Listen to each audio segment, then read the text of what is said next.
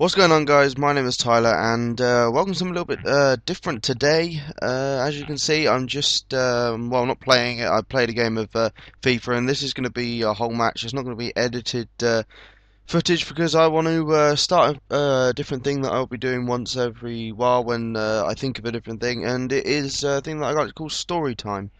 I'm going to tell you guys of a little crazy story that, well, it's not so much crazy, it's just a little bit, it was a bit fucked up to be fair, which happened a few years ago, and yeah, I hope you guys will enjoy it. If you do, then you know where that thumbs up button is down below, but as you can see, just hopping into an Ultimate Team game, this footage was recorded quite a while ago.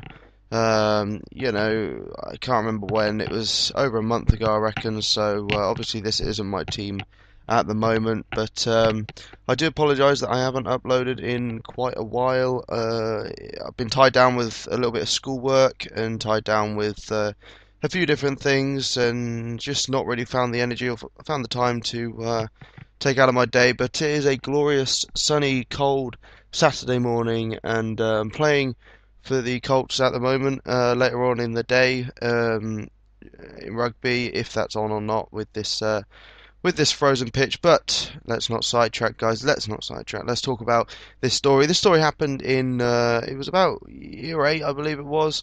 I think it was year 8. It might have been.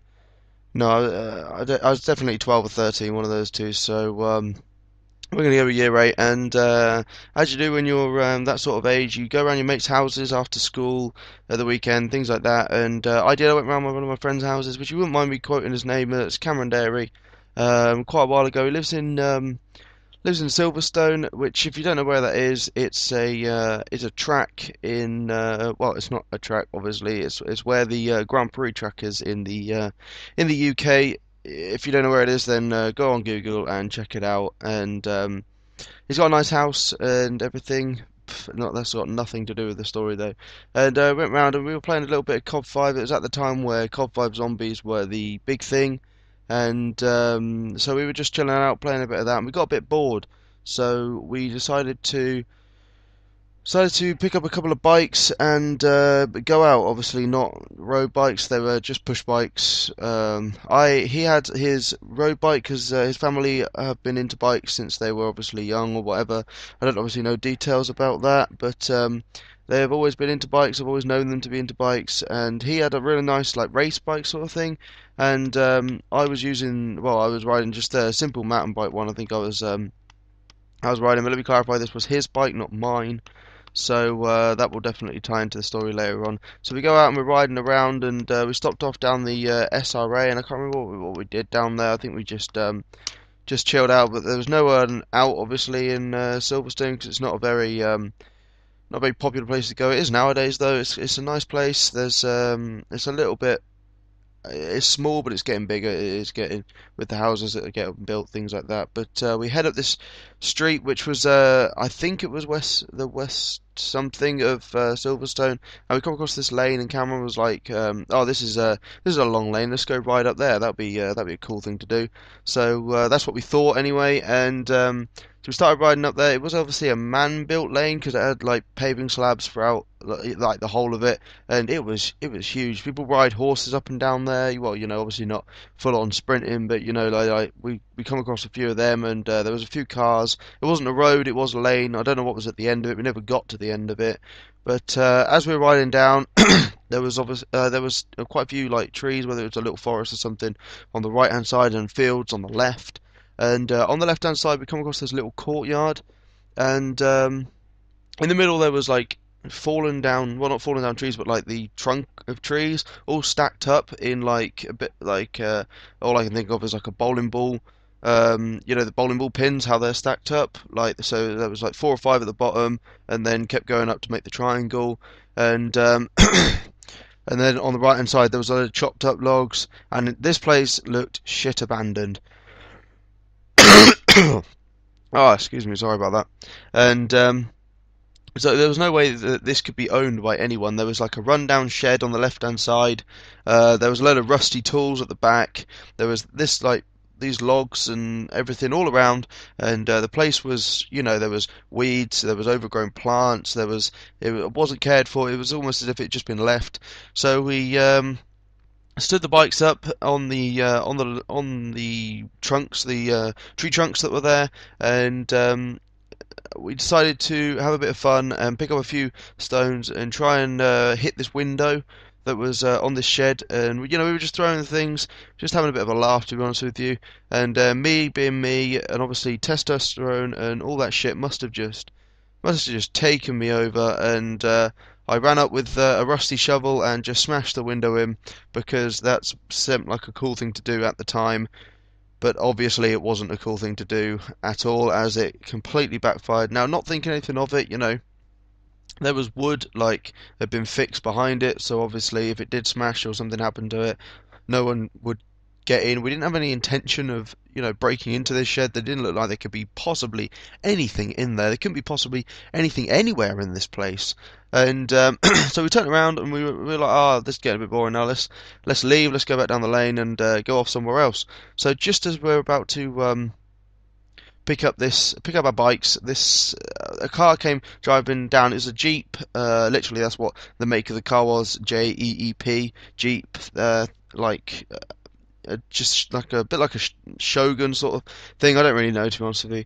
And it pulled up, and Cameron was like, "Fuck, hide," and I was like, "Why are we hiding for?" And we were down behind the logs, but the bikes were still out, so obviously he knew we were here.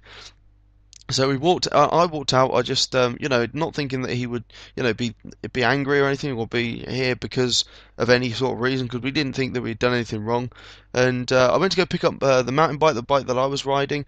And the next thing I know, this crazy ass guy, jumps out of his car, literally hurls himself out of the car with a bit of bamboo cane, and whips me on my leg. I mean, like I was his little bitch or something. I mean, he full on like a proper whip. And obviously, being 12 or 13, I didn't react to this. I was shitting myself, and he started shouting at me, and blah blah blah, my window, fuck you, vandalizers, I'm gonna get the police, things like that. And obviously I was young, I was shitting myself, I didn't know that I'd done anything wrong. And I tried to explain to the guy, we thought he was abandoned, things like that.